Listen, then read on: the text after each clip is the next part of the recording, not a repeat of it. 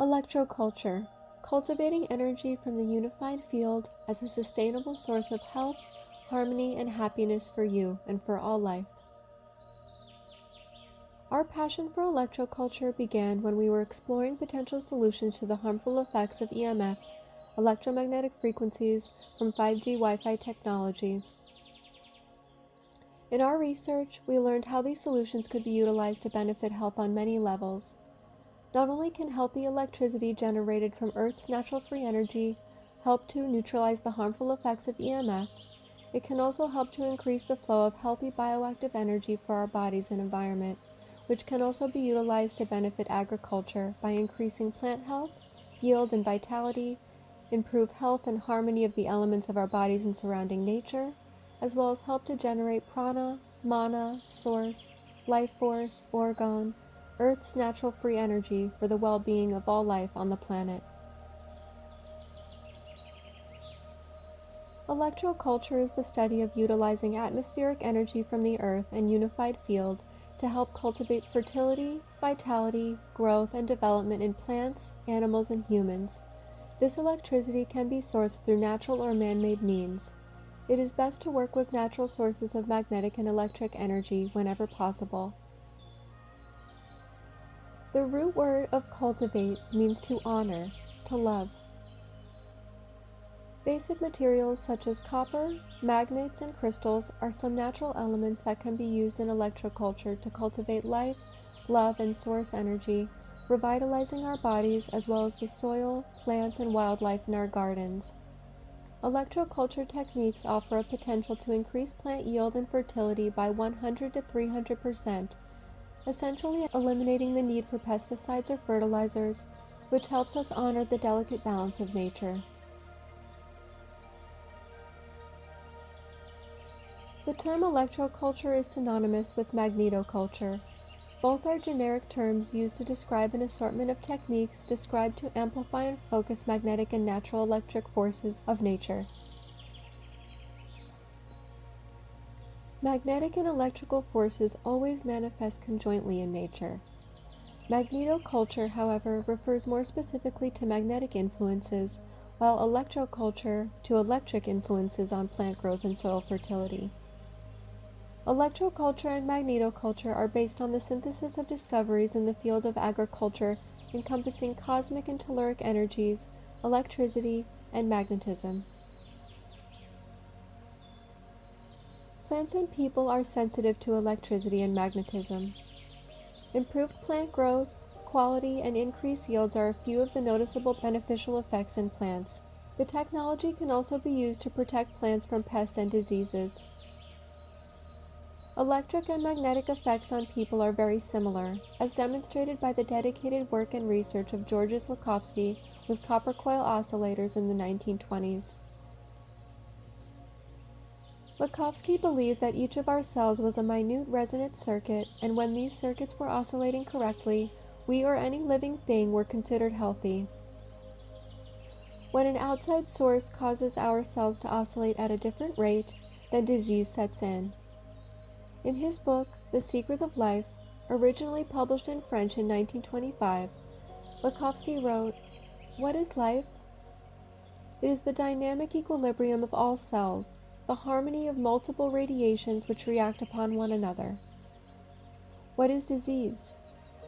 It is the oscillatory disequilibrium of cells originating from eternal causes.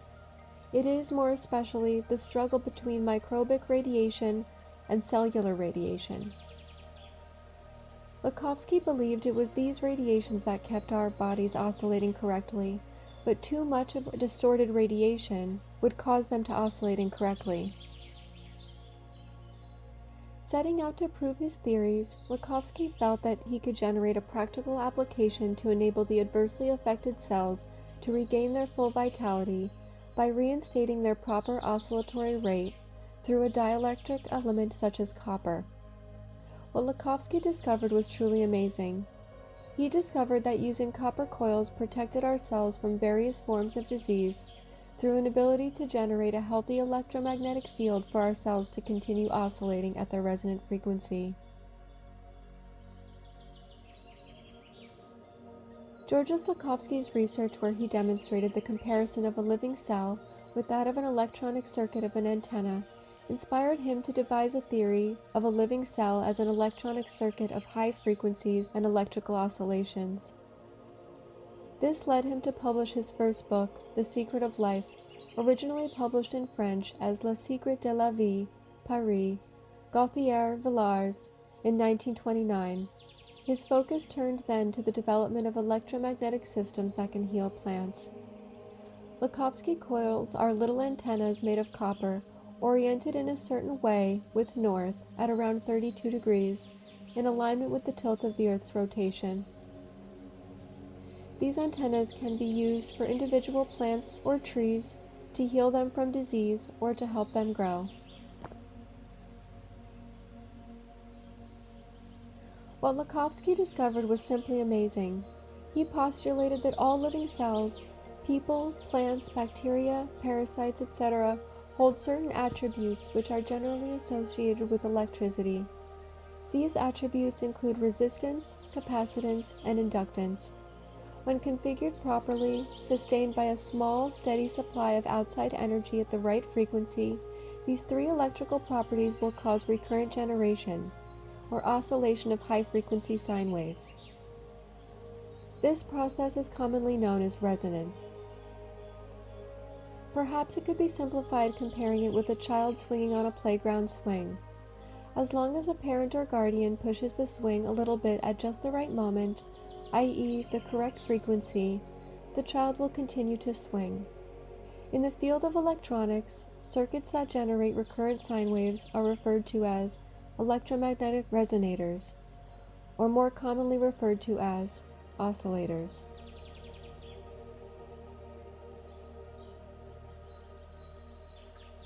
Not only did Lakhovsky accurately express that all living cells produce and radiate oscillations of very high frequencies, but also that living cells receive and respond to oscillations from outside sources. This outside source of radiation or oscillations generally originate from cosmic rays which embrace the Earth. This amazing realization, achieved during our golden years of radio, led to a new method of healing by the utilization of high-frequency sine waves, as well as broadened support and appreciation for the emerging new field of science known as radionics or radiesthesia. When these outside sources of oscillations are in resonance and sympathy, meaning they are the same frequency produced by the cell, the vitality of that cell will be reinforced and become stronger. If, however, these outside frequencies are of a slightly different frequency, they may inhibit or deteriorate that cell's walls, rather than reinforce the cell's native oscillations, resulting in a loss of strength and vitality for that cell. The cells of disease-causing organisms within an infected person produce different frequencies than those of healthy organisms. Lakhovsky found that if he increased the amplitude but not the frequency of the oscillations of healthy cells, this increase would overwhelm and overshadow the oscillations produced by the disease-causing cells, thus triggering the demise of the disease-causing cells trying to inhabit the body of people or plants suffering from disease. If he boosted the amplitude of the disease-causing cells, their oscillations would gain an upper hand and cause the plant or person to lose strength and or become ill. Lakhovsky viewed the progression of disease as essentially a clash between the resonant oscillation frequencies of host cells versus the oscillations emanating from pathogenic disease-causing organisms. We can apply the concepts of Lakhovsky ourselves. The basics of his work is very simple and easy to replicate. Something very easy and practical that many people can do is wear copper wire bracelets, necklaces, body jewelry, or belts, all made with copper. We can also spiral copper around the base of our plants, as well as around wooden stick antennas in our gardens and potted plants. Copper spirals coiled around sticks from fallen branches of trees works really well. Copper number 10 is a recommended width, however, you can use other gauges as well, such as number 8, number 12, or number 14, for example. Taking his cue from his geranium experiments, Lakhovsky also fashioned loops of copper wire that could be worn around the waist, neck, elbows, wrists, knees, or ankles of people or animals, and found that given enough time, much relief of painful symptoms were obtained. These simple coils, worn continuously around certain parts of the body, would invigorate the strength of the human cells and increase the immune response, which in turn took care of the offending pathogens. At the time, when news spread of the success achieved with these Lakhovsky coils, many Europeans were clamoring to get their own and often had to wait for months due to the backlog. If you're interested, you can make your own Lakhovsky coils or obtain them ready-made from various artists. One of the main reasons why so many people find copper wrist bracelets effective and beneficial is because the bracelet is functioning as a Lakhovsky coil. It's also providing minute trace amounts of copper to the body, which helps too. To achieve the Lakhovsky effect, it's important that the coil or bracelet is open and made of copper. Closed rings simply don't work as well. Victor Schellberger, the bearded water wizard. The forest always beckoned to me. I would close my eyes and open my mind to water. It would then disclose its secrets to me. Inspiring words by Austrian scientist and engineer Victor Schellberger. Victor Schellberger was a student of nature, and more specifically of the water element. He was gifted with the patient skills of observation and an appreciation of the outdoors.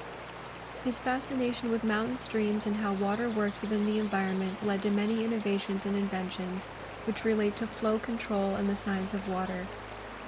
He realized that water flow was similar to airflow, just a different density, which led to his lift turbines and craft. Schellberger was one of the first scientists to realize that water has many dimensions and structure. Water has surface tension and boundary layer mechanisms, which were revolutionary before 1900. Of course, Nikola Tesla also realized this around the same period. In 1891, Tesla invented the Tesla coil, an induction coil widely used in radio technology.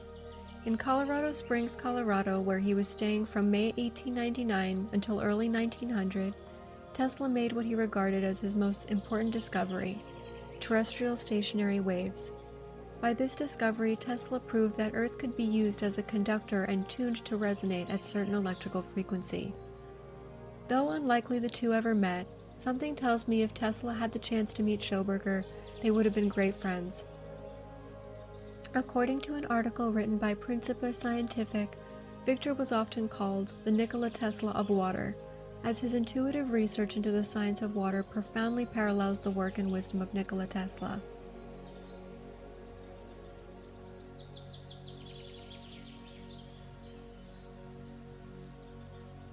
Many of Schellberger's early inventions were focused around the transport of timber and then sorting them by use of water flow dynamics and displacement. Back then, transporting timber from the mountains was not without challenges, as this was well before helicopter lifts, trucks, and aerial cable lift lines. Although he worked as an engineer after the success of his wooden stream design utilizing the flow of water to enhance transportation of timber, it is said that Schellberger resembled more of a Shinto monk or an elder shaman, regarding his perceptions of nature as a spiritual entity and an ally. Victor Schellberger, 1885 to 1958, submitted many patents throughout his life. In 1933, he published his first book, Unser sinnlos Arbeit, or Our Senseless Toil, The Cause of the World Crisis, subtitled Growth Through Transformation, Not Destruction of the Atom.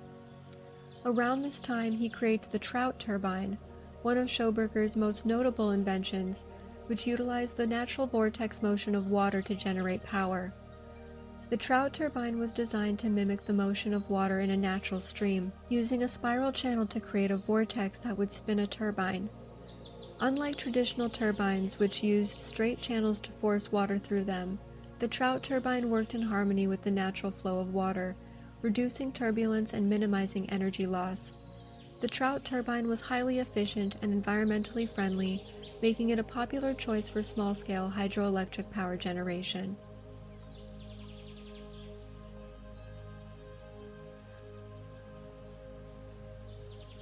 According to his son Walter, most of Victor's time was focused on the development of an ecological, self-propelling, home-based generator of electricity made from spiral pipes. Energy would be created by whirlpools of water and air.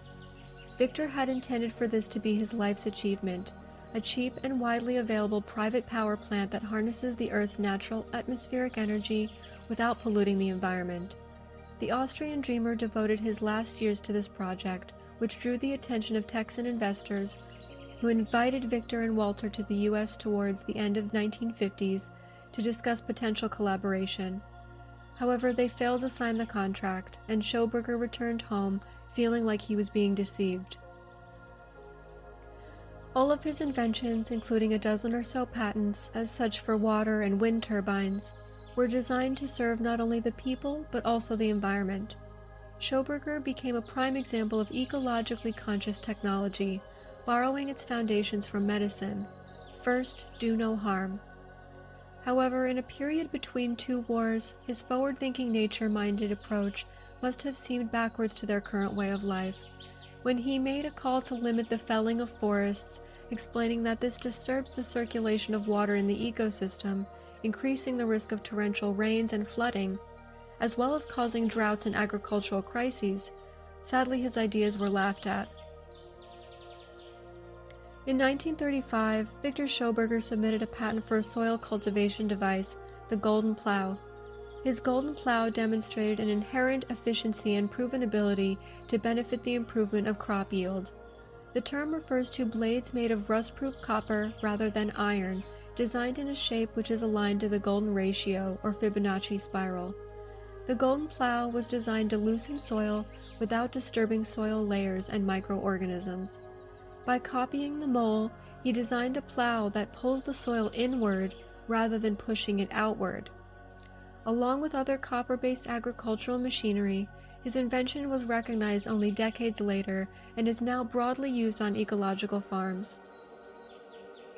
What he found was that crop yields increase after replacing iron shovels with copper ones. The vegetables grow bigger and better, while flowers are more resistant to plant louse and other pests. After exploring the subject further, it was discovered that the use of copper plows imitate the soil regenerating habits of moles digging their network of tunnels through a farmer's field. While this technology currently attracts quite some attention on social media, it is still not available on the market.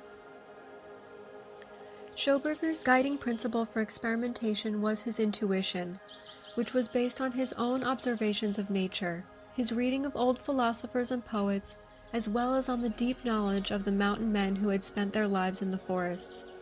As the story of Schoberger has shown, technological breakthroughs are often the result of holistic thinking that incorporates ideas from different disciplines and people, including artists, philosophers, farmers, foresters, and engineers.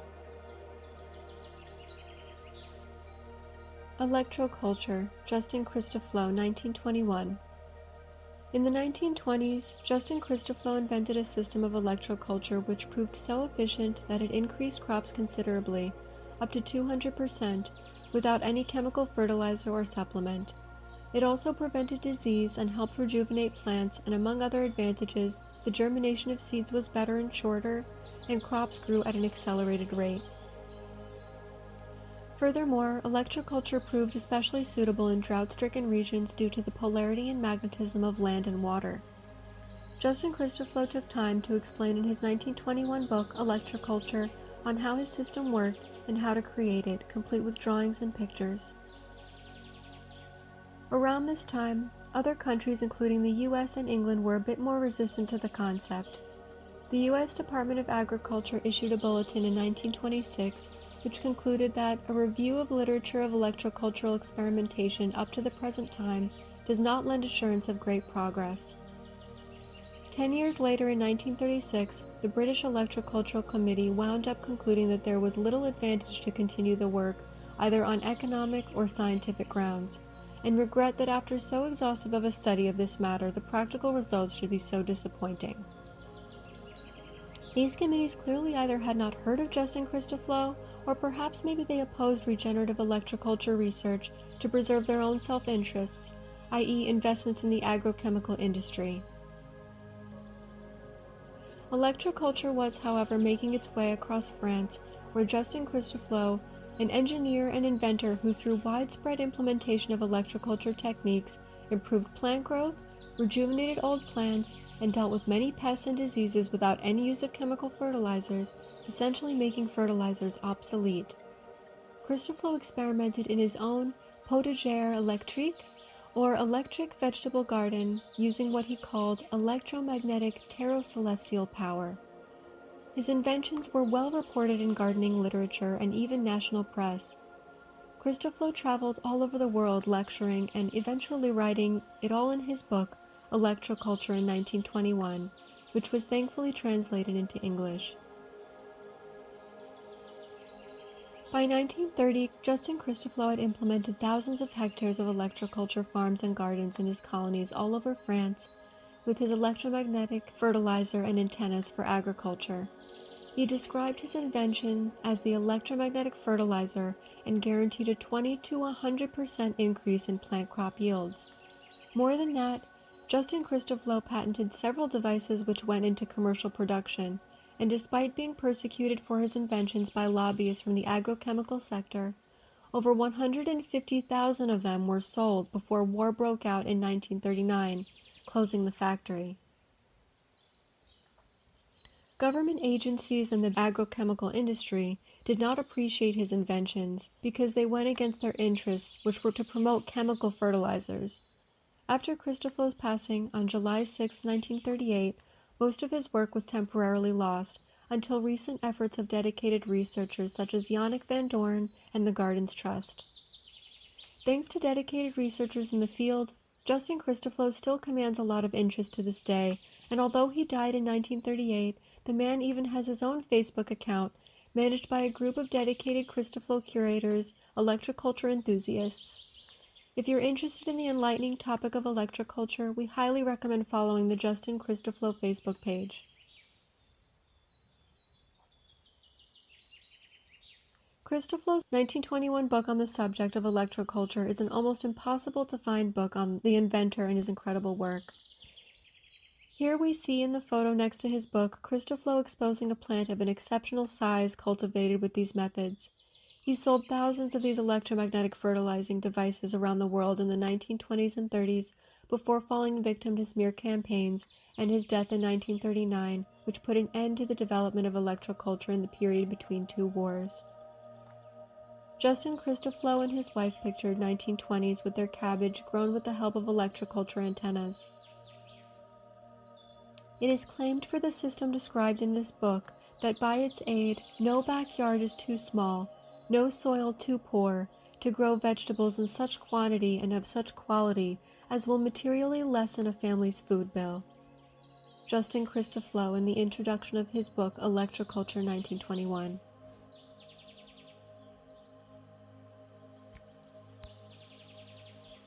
After 9 years of persistent experiments in the use of electricity and quick-growing methods, A. Carr Bennett developed a method which proved successful in the stimulating of fertile vegetable seed.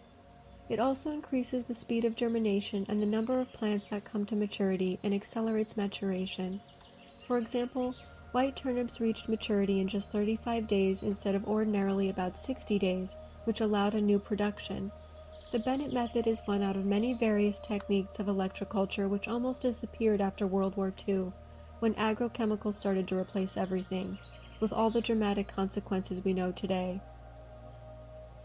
Some other words of A. Carr Bennett. In 1918, electrified seed of this description gave on an average of over 30%, increased yield in bushels per acre, the grain produced was of a better quality, and the straw longer and stouter. This is the largest sphere which the writer is now contemplating. Imagine how much such an increase in wheat yield would mean to New South Wales. Let us replace New South Wales with planet Earth, and we can begin to understand how important this book truly is, not only to the well-being of all mankind, but to all forms of life on Earth. Having gone from being utilized in various profound ways by our distant ancestors, to 17th century commercial implications, to complete censorship in many countries, electroculture is quite an interesting topic. Some countries have even made laws against promoting electroculture in the past. In others, they have done everything to make it forgotten, even removing the word completely from the dictionary. Despite heavy resistance, the history of electroculture remains rich in inventions, knowledge, mysteries, and adventures. In the year 1897, the electroculture device called electrovegetometer was used by Brother Paulin, former director of the Beauvais School of Agriculture, a French institution of international renown, one of the most recognized schools in France and abroad. The electrovegetometer used in electroculture is an antenna mounted on a pole and connected to iron wires buried in the ground around the pole. A dozen of these antennas arranged in a field of 1 hectare was enough to fertilize the field. At first glance, this detailed photo appears to show 4 well-dressed citizens in a greenhouse tending to some potted plants, a scene which might seem fairly ordinary for the time. However, when we look closely at the rest of the engraving, things start to become more intriguing, beginning with the title. Yes, the title really says, "A Machine for a Perpetual Electrified Garden." So now, let's take a close look at the rest of the print and see if we can work out what's going on in the picture. After a moment of amazement, eventually we realize that we are in fact looking at a serious scientific proposal on electroculture. The Wellcome Foundation of Science Museum have copies of the engraving in their online collections, however they have no further information. Thankfully, the Gardens Trust, dedicated researchers and avid preservers of the precious gardening techniques of our ancestors, were able to track down its first appearance to the July 1755 issue of the General Magazine of Arts and Sciences, Philosophical, Philological, Mathematical, and Mechanical, originally edited and published by Benjamin Martin. Here's a detail of the print showing Martin's machine. In the center, you can see the upright tube or body of the machine, 8, 10, or 12 feet in height, and at its base the horizontal trunk, through which the water spouts from holes at each end, but on contrary sides. At the top are 2 glass globes, which are turned by the machine by means of a cord, and so rub against 2 cushions pressed in place for greater or lesser degrees of friction. Projecting out from the frame are 2 iron rods suspended on silk ropes, which act as the conductors to the wooden frame on which the garden sits. Notice that the legs of the frame sit on blocks made of resin or wax, which act as insulators. Martin suggests, in this garden may be placed in pots any sorts of plants, flowers, etc., which when machine is in motion may be constantly electrified. 1 globe is enough to be in motion at a time, and when that is too hot, the other may be put into motion, and so they may be alternatively used night and day without cessation of the electrical effluvia on the plants. In order to create a perpetual electrification of animal and vegetable bodies, we here propose a machine, which we think will be sufficient for an experiment of this kind. It is the application of the hydraulic machine invented many years by Dr. Barker, with a proper apparatus for perpetually electrifying the plants and fruit trees of an artificial garden. There are many references to Dr. Barker and his device, sometimes known as Barker's mill, because it was later adapted to grind corn, suggests it is a 17th century invention. Although this might be possible, indeed Martin suggests it was invented many years ago, it's more likely to have been devised or certainly substantially improved by Robert Barker, a member of the Royal Society in 1743. It's powered by water, which flows into a rotating vehicle tube and is then discharged through nozzles at the end of 2 horizontal arms at the base in a similar way to a modern rotary lawn sprinkler. The power generated is taken off by a belt around the tube. He finishes his article by saying, "As a constant stream of water may in most places be had, and as the expense of such a machine and garden would not be very great, it is much to be wished that those who have it easily in their power would oblige mankind with some attempt of this nature, that they might be satisfied what could be effected in medicine or physics by perpetual electrification." Benjamin Martin was an impressive character, a self-educated man, someone who accomplished many things in his life, such as becoming a teacher, writing a large dictionary, and later traveled the country giving lectures on natural philosophy. He also created scientific instruments and had even written an essay on electricity, being an enquiry into the nature, cause, and properties thereof, in 1746. The print was accompanied by a brief article quoted here.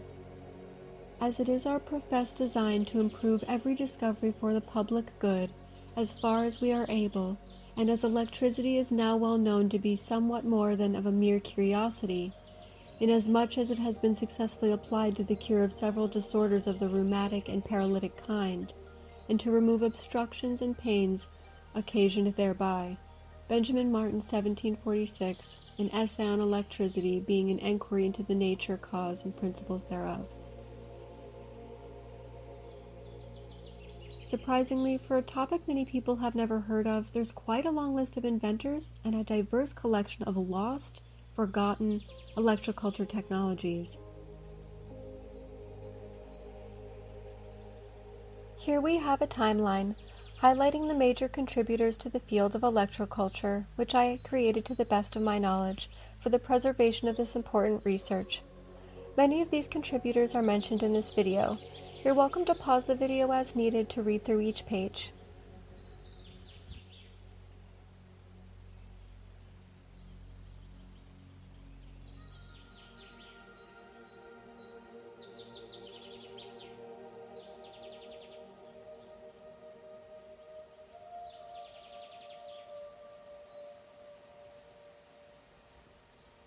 So how is it that electroculture was a curiosity then, when the 18th century essentially didn't have it?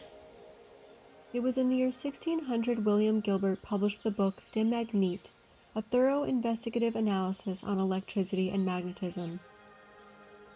William Gilbert was inspired by the Greek word for amber, electron, Latinizing the word into electricus, which rapidly assimilated into the vocabulary of those interested in natural philosophy and early science. The words electric, electrical, and electricity followed shortly after.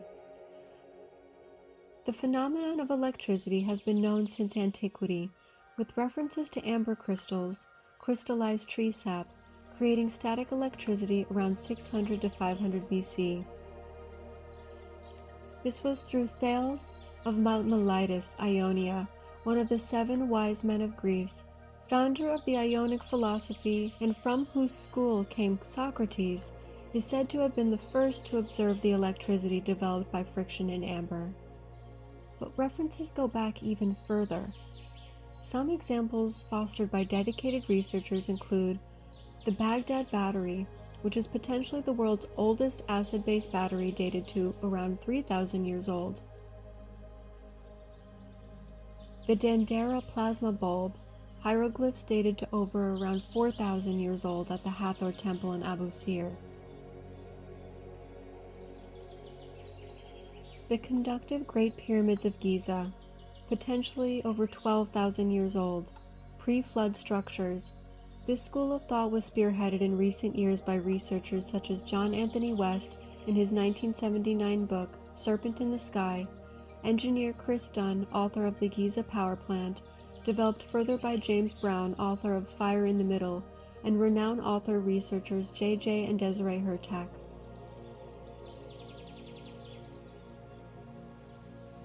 The 108 conductive Shiva lingams of Angkor Wat, examples of electromagnetic conduction from thousands of years ago, brilliantly explained by Praveen Mohan.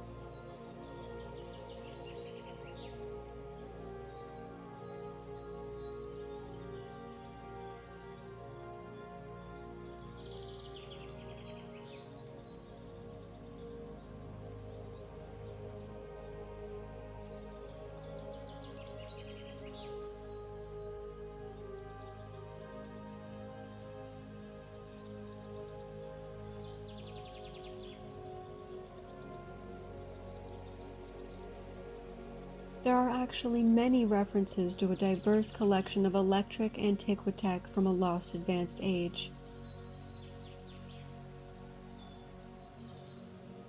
If you'd like to learn more about the breadcrumbs of advanced technologies left behind by lost civilizations, stay tuned for my upcoming video titled Lost Age of Advanced Healing Technology.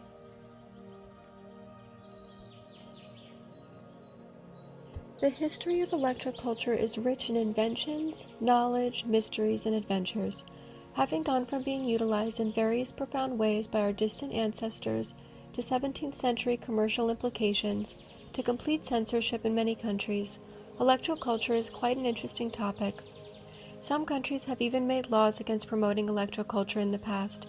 In others, they have done everything to make it forgotten, even removing the word completely from the dictionary. The founding fathers of electroculture are not alone in their valiant mission of sustainable cultivation of healthy food and environment. Their collective contributions to the field continue to inspire many on their journey to health and well-being, guiding us to align with the regenerative ways of being and living in harmony with Mother Nature.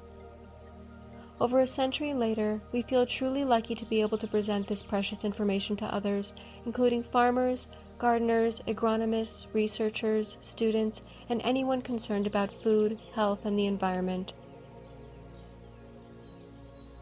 Modern torchbearers of electroculture. Philip Callahan, Ph.D., 1984, explained how paramagnetic rock powder is important for soil fertilization. He also explained how many old towers which were built by our ancestors act like antennas to receive natural ELF radio waves and increase their power. Same is true for many stone temples, pyramids, obelisks, dolmens, and stone circles. These compressed stones, arranged in specific shapes, emit ions which help to fertilize the surrounding fields. With simple experiments, he proved the working principles of old. These principles were hidden, yet their know-how is very useful for today's agriculture. His book, The Magnetic Life of Agriculture, Ancient Mysteries, Modern Visions, is a masterpiece on this topic. Discover the real secrets behind the ancient temples of Egypt, Ireland, and the Far East. Learn that the same forces that make these cathedrals conducive to worship are tuned into by plants and insects to promote plant growth and good health. Join Phil Callahan as he links the paramagnetic force to soil health, plant health, and life. Common folklore about healing stones takes on new meaning with Dr. Callahan's discovery of stone's special magnetism and its relation to life. To bring this knowledge from the abstract back to reality, you can actually replicate many of Dr. Callahan's experiments, build an aura detector, construct a star map, and study the effects of various low-level energies on plant growth.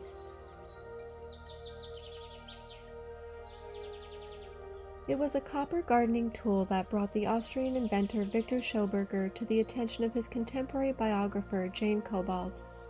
In the introduction to A Life Learning from Nature, she remarks that for many years she grew vegetables and flowers following the rules of traditional English gardening before she learned in the 1990s about the benefits of using copper tools.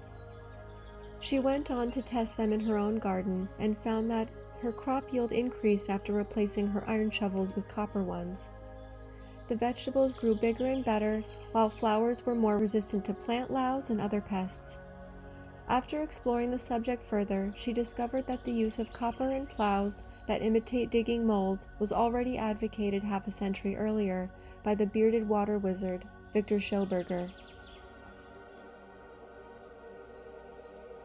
Slim Sperling rediscovered tensor technology in 1991. Slim knew of John Wheeler's extensive work with closed loops. Dr. Wheeler, who coined the term black hole in 1967, came up with the mathematical theory of the tensor field, which is found inside the ring. Slim published his book with the help of Cal Garrison, titled Slim Sperling's Universe, The Light Life Technology, Ancient Knowledge Rediscovered to Restore the Health of the Environment and Mankind, October 1, 2004. Hans Becker, an astrophysicist who extensively tested the Sperling ring, found the ring to oscillate at 144 Hz, a harmonic of the speed of light, just like 432 Hz. He said that when you create a closed-loop coil, energy begins to flow and the laws of physics go out the window. They may be the simplest, most efficient source of energy there is, gathering it and condensing it freely from space. Within a tensor ring is an infinite source of energy that is neither electric nor magnetic. The tensor rings are superconductors that neutralize magnetic fields, bring coherency to chaos, and easily stabilize and equalize biomagnetic fields. Tensor fields create an anti-gravity field. Grebennikov's work supports this hypothesis as well as Mueller's global scaling, where tensor rings emit a harmonic to a specific gravitational wave. According to Philip Callahan, an expert on paramagnetism, tensor rings exhibit a paramagnetic value many times greater than anything ever tested. This means that tensor rings cause some of the elements in water to spin to their high spin state, referred to as orma, orbitally rearranged monoatomic elements. This has a tremendous impact on water's molecular structure and on the energetic components of the water. When copper wire with its microcrystalline structure is created, it aligns the crystalline within the wire to create a one-way flow of piezoelectric current. When the wire is folded back on itself, twisted and cut to a specific length, it is then brought into a ring where the ends meet up. This creates a continuous flow, powering the tensor ring on the physical plane. It is the specific length which creates a working tensor ring.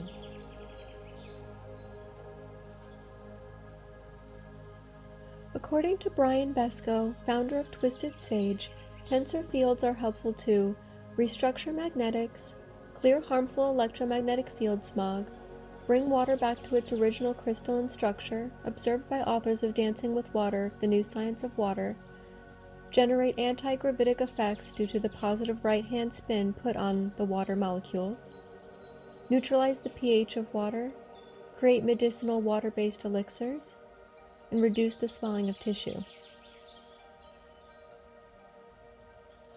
If you'd like to learn how to make tensor rings, this information can be found at the Twisted Sage YouTube channel. We received a lot of inspiration from this YouTube video right here titled DIY Free Energy Tech with Cameron and Phil, Conversations with Campbell, Autodidactic Alchemist. Also, Electroculture and the Rise of Earth Energy Tech with Bernai Mind's Third Eye Science Guy, or Crypto Alchemist, and Autodidactic Alchemist. Here we have a couple of photos of Phil and Cameron's tensor ring harmonizers. If you feel called to connect with either Phil or Cameron, their links are available below. Another modern torchbearer of electroculture we wish to mention here, who has expanded on Schoberger's concepts brilliantly, is author, physicist, and alchemist Dan Winter. Dan Winter is well known for being the first to announce golden ratio fractality as the electric cause of gravity in his Budapest 2006 paper, presented and published with the proceedings at the International UnifiedField Conference, www.goldenmean.info/Budapest08/physicsoverview.html, founded on the important research of the golden ratio as a formula for consciousness and creation, which can be found at goldenmean.info/creation.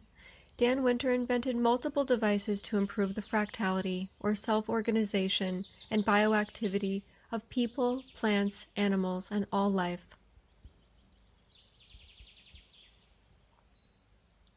Two of Dan's most notable inventions are Therify, a plasma light frequency healing device, Therify.net, and the Imploder, theimploder.com, a 5-vortex water filter which has been shown to generate bioactive plasma in water, restoring the vitality of people, plants, and all receiving biological systems. This filter is beneficial for water to be used for the purpose of drinking, showering, for healing or making medicine, as well as for growing fruits and vegetables. For example of this, you're welcome to read more at these two links here: fractalfield.com/bloomthedesert, fractalfield.com/implodermagneticresearch/implodergrowzine1.html. Today, Dan Winter has 4 books available on Amazon for learning more about how to apply these amazing concepts. Additionally, you can also follow his YouTube channel, Dan Winter Fractal Field, for a plethora of information on how to align our minds, bodies, and spirit to the self-healing, self-organizing, golden geometry of life and consciousness in the universe.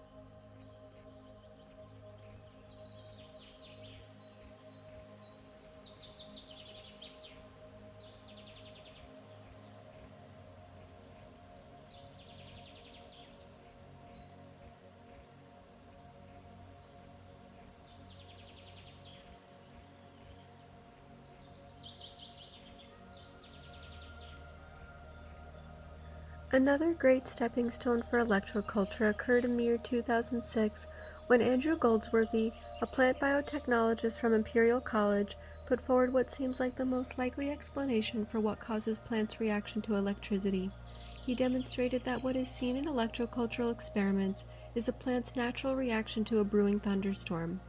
Plants need water, so plants in drier locations gain an evolutionary advantage if they can quickly maximize their use of sudden rain, such as produced in a thunderstorm, before it's absorbed by the earth. Thunderstorms carry an electrical charge of ions, and plants have adapted an ability to read those ions as a signal that heavy rain is imminent. What lab experiments have shown is that the optimum electrical charge that is applied to plants to increase the yield turned out to be similar to the charge in a thunderstorm. According to Yannick van Doorn, the charge of a thunderstorm is 7.83 Hz, the Schumann resonance, aka the heartbeat of the Earth, which resonates to 5 fractals of the Schumann resonance, such as 144 Hz and 432 Hz. We welcome you to watch this incredible video titled Music and Plant Growth with Yannick van Doorn. For more information on the unique benefits of 432 Hz, we welcome you to watch our previous video titled 432 Hz, a harmonic fractal frequency of creation. If you'd like to start at the beginning of Yannick's Electroculture course, we recommend Electroculture Course 1, Earth Magnetic Cylindrical Antenna with Yannick van Doorn. Yannick van Doorn, PhD, engineer in agriculture and biotechnology, grew up on a farm in Belgium. As an independent researcher, engineer in agriculture and biotechnology, he has more than 15 years of experience with the applications of electroculture and the influence of electromagnetism on plant growth and development, water vitality, and soil fertility. He proceeded to write his PhD thesis on the applications of sound waves in agriculture for pest control and plant growth and development. He is a specialist in the effects of sound and electromagnetic natural or artificial waves on water, plant growth and development, and just beginning his presentations in North America. He participated in 2009 in writing the book Electroculture, Free Energies for Agriculture. He also contributed to the production of the documentary Resonance, The Influences of Electromagnetic Waves on Humans in 2010. Following Yannick van Doorn on YouTube, you will receive a valuable collection of research data and information on the most effective electroculture techniques to date. We highly recommend subscribing to his channel, Yannick VD. Yannick is also working on a new book in English about the electroculture and innovative techniques for farming, as well as a documentary partnered with electroculture.life.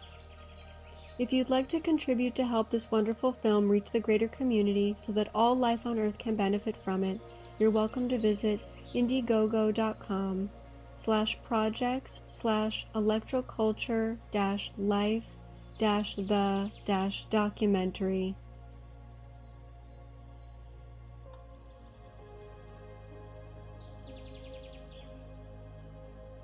Here we have a list of inventions and technical solutions developed by the pioneer and agricultural engineer in electroculture, Yannick van Doorn. Some products and techniques are his own invention, others are older ones that he has improved upon for added efficiency. Over time, Yannick has made several of his own inventions which have unfortunately been copied or usurped by jealous and opportunistic people. To protect his work, he now has patents for many of his inventions. We share this list below as a source of inspiration for our own experiments and to give you a glimpse of what's possible. And in just a moment, we share a simplified list of electroculture techniques that Yannick recommends for us to try.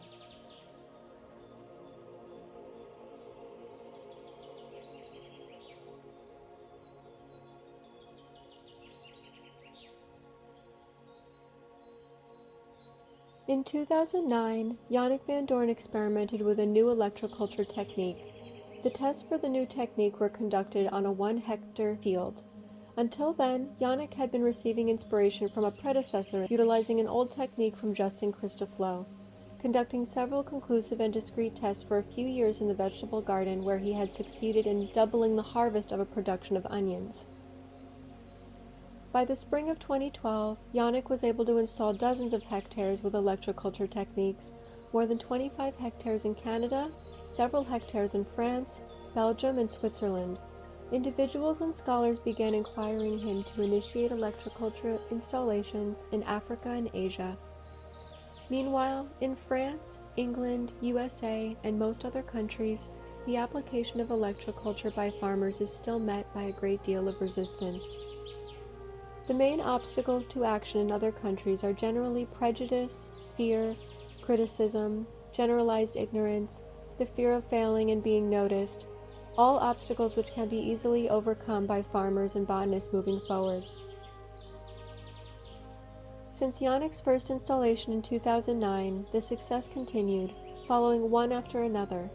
Several additional hectares were installed each year. The positive results in crop vitality and yield continue to increase to this day. Although France is where many electroculture techniques have been invented, it is often abroad that these inventions are more recognized and applied. There are exceptions in France, however, such as the regions of Brittany and Alsace, perhaps through their unique cultural open-mindedness, and perhaps through a deeply rooted Druidic and megalithic history, progressive innovations, and their own will to aid the development of electroculture techniques. Here we have two photos, Yannick Van Doorn in his vegetable garden in 2019, left, and 2009, right. Giant sunflowers in full growth in summer garden equipped with electroculture magnetic beeswax antenna designed that same year for the experiment. This without fertilizers or treatments other than careful plant care and electroculture. The year 2019 gave a French record for the largest sunflower head by Richard H. with 57.5 centimeters in diameter. In 2021, Yannick was able to obtain a sunflower head culminating at 3 meters and 60 inches in height and 74 centimeters in diameter, well above certain official French records. Below, we have a list of some of Yannick's recommended electroculture techniques to be discovered on his website, electroculturevandorn.com.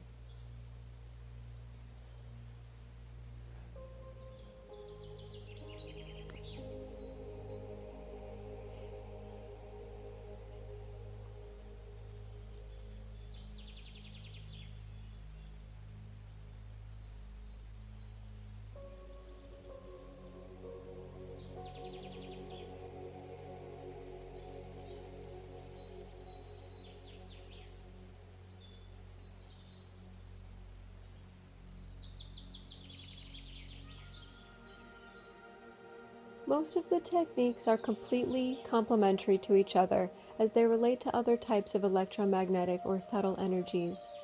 Naturally, there are certain techniques more suited to the garden, in the greenhouse, or in the fields. One can also assess cost-effectiveness according to the context and one's own resources and needs. It is best to study all the techniques to get a little better overview. This allows you to make informed choices according to each person's situation and their own intuitions. Yannick can also advise you by discussing with you on the subject for your land.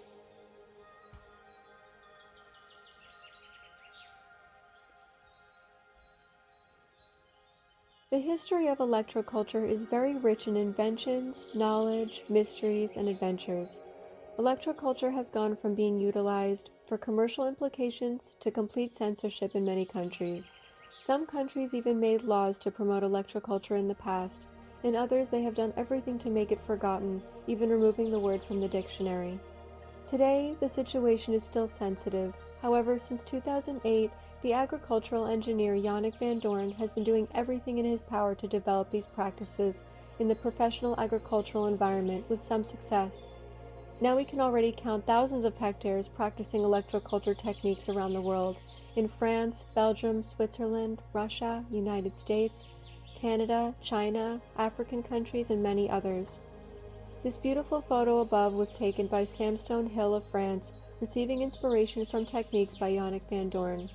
We welcome you to read Samstone's blog, Upgrading and Installing Atmospheric Antenna for Cosmic Energy Collection and Hail Protection, where he details the journey of his electroculture experiments. Another modern torchbearer of electroculture, Matt Rose, founder of Cultivate, an avid researcher and practitioner of holistic health, herbal medicine, and electroculture in Canada, released his first video documenting electroculture experiments in 2021, which were proving extremely fruitful in his family's garden. Matt has since established a website, cultivateelevate.com, where he offers lots of relevant information and resources for people looking to initiate their journey in electroculture and natural health. He also has a YouTube channel, Cultivate Elevate, and is currently writing his first book on electroculture. Matt continues to inspire thousands of people, receiving wisdom, applying the knowledge of his predecessors in the field, expanding and improving however he can.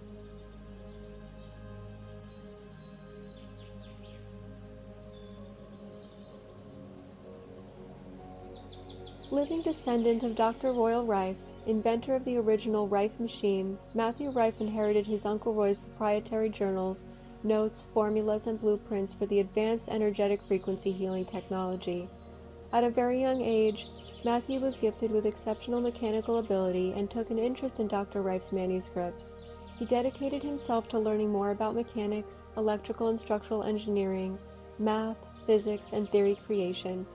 After experiencing the loss of a loved one, Matthew decided it was time to share his uncle's technology with the world via realrifetechnology.com. Using Dr. Rife's journals and all of the knowledge acquired through his studies, Matt took on the heavy task of resurrecting his uncle's machine, the Real Rife machine. Together with his business partner, Matthew seeks to change the world, starting with transforming the health tech industry. He currently lives on the Gulf Coast and spends his free time fishing, being in nature, and focusing on humanitarian-related projects. Here we have the Real Rife machine, made by Matthew Rife, available for purchase at realrifetechnology.com.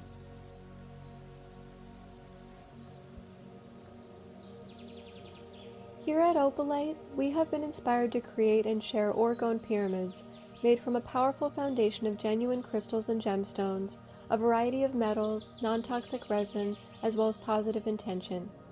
Our passion began when we were exploring potential solutions to harmful effects of EMFs, electromagnetic fields from 5G Wi-Fi technology, on our health and the health of the natural environment.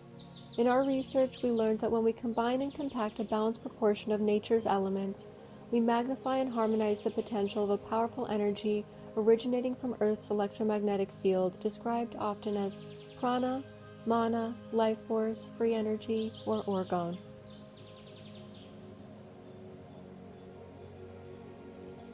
Orgone is a term coined by scientist and researcher Wilhelm Reich, who was the first person to photograph the rainbow light of the aura of a living plant, and thus invented a device known as the orgone accumulator around the year 1940, which could accumulate this same electromagnetic energy from the unified field, which connects and flows through all living beings.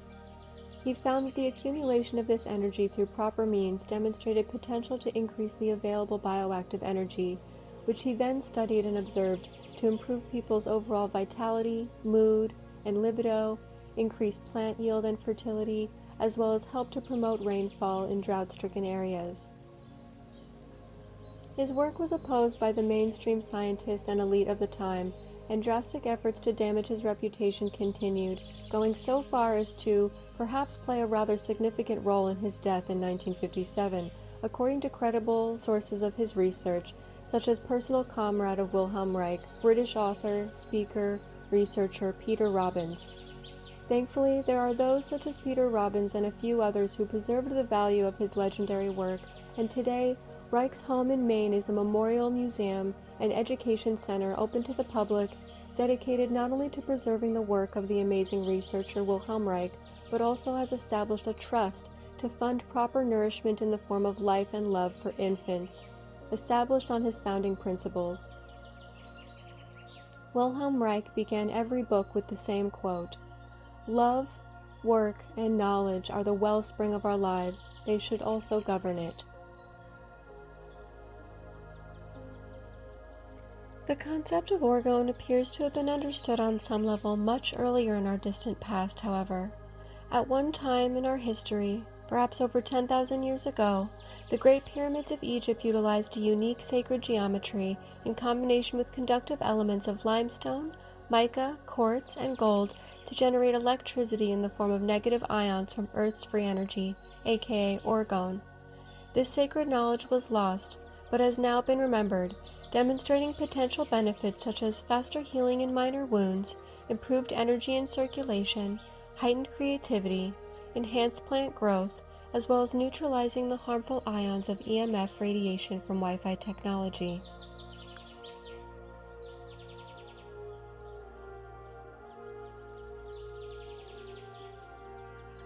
George Leoniak of New Geometry and Charlie Zeiss of Pyramid Science Foundation worked together in 2022 to 2023 to study the sacred geometry of various pyramids from around the world, arriving to the conclusion that many pyramids have been built using specific sacred geometry able to generate energy which resonates to the frequency of 432 Hz.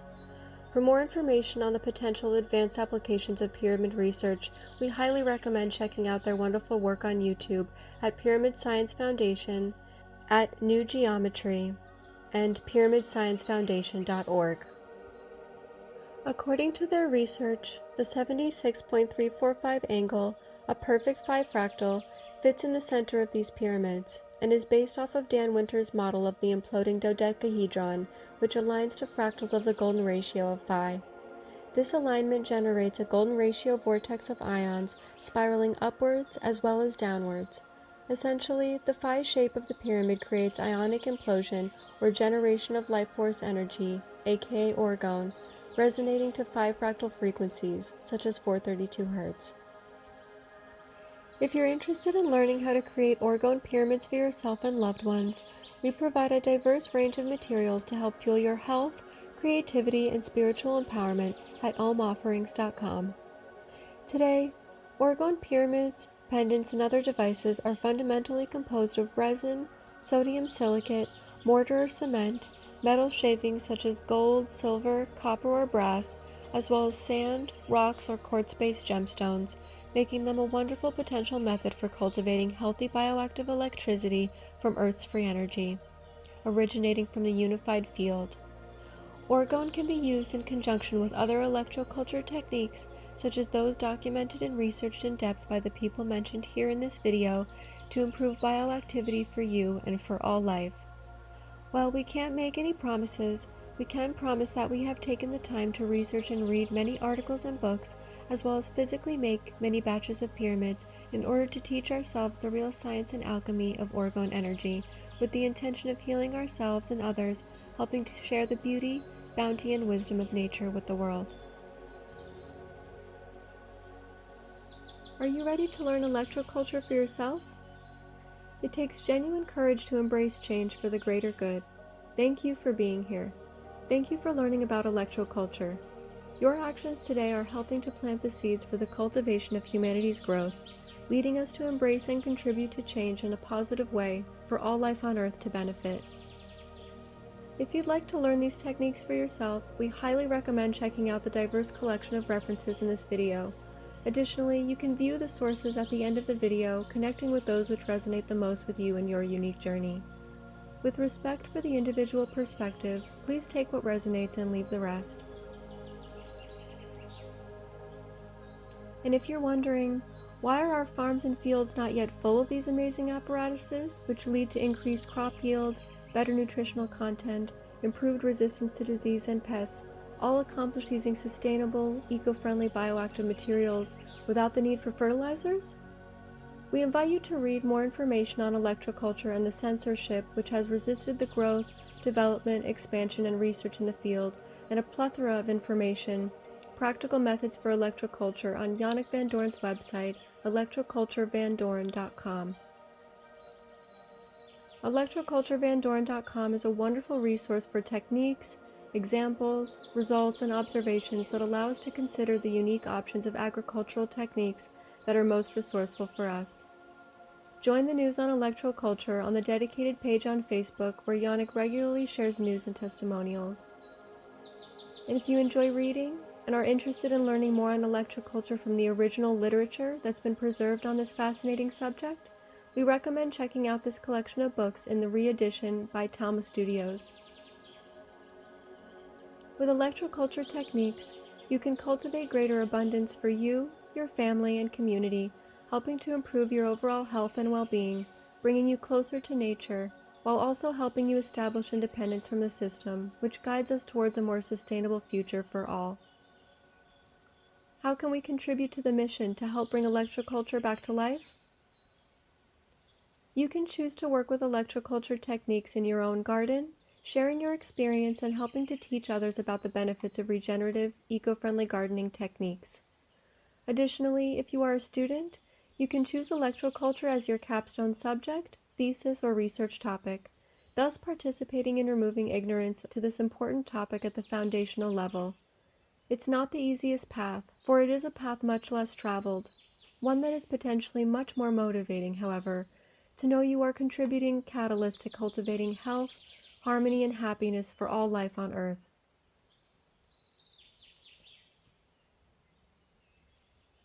If you feel called to contribute further to the mission of educating others on the wonderful applications of electroculture, Yannick Van Doren has partnered with electroculture.life to provide an opportunity for us to co-create a documentary about electroculture. If you'd like to contribute to help this wonderful film reach the greater community so that all life on Earth can benefit from this amazing information, you're welcome to visit indiegogo.com/projects/electroculture-life-the-documentary. Please join us in experimenting and feel free to share your results, which can help to ignite this beautiful spark for someone else. I genuinely appreciate you taking the time to adventure through this video, stopping by to smell the roses, and to hopefully receive some information which may help you to cultivate energy from the unified field as a sustainable source of health, harmony, and happiness for you and for all life.